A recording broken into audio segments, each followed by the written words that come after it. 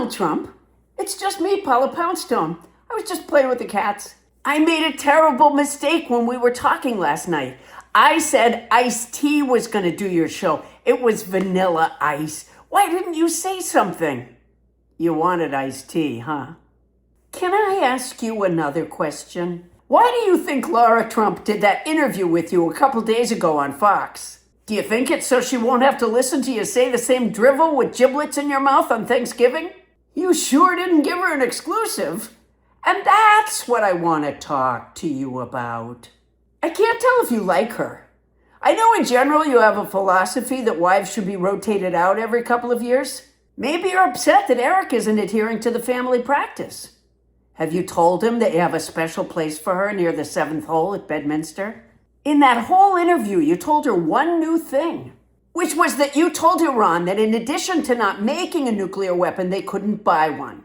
You seemed to think that you were shutting a metaphorical window that they were scheming to climb out, and that only you with your Sherlock Holmesian intellect could have seen and stopped.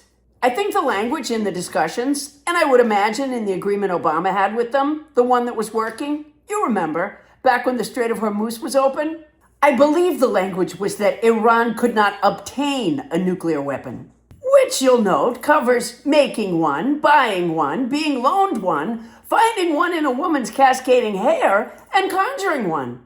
Everything else you said to Lara Trump was from side B of your 3rd greatest hits album. You said people ask you if you could ever get along with the Democrats, which allowed you to launch into your well-trodden claim.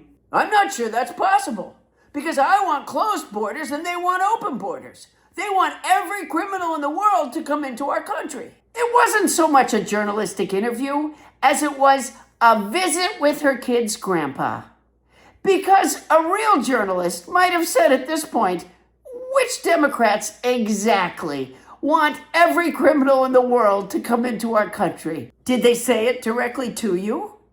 Did you try to comfort them by saying, we don't have every criminal in the world here, but I certainly am a nexus to every kind of crime there is? Lara Trump is your daughter-in-law. Couldn't you have given her a scoop like, I don't shake hands with my left hand? Instead, you repeated to her your riveting story about your light bulb moment when you came up with Dumocrats, complete with the accompanying spelling lesson on the word dumb. Here, the skillful cameraman went in tight on her amazed expression. Why not give her the exclusive on the winning Republican strategy against Democratic Senate hopeful James Tallarico? I'll bet you and your political instincts were behind it.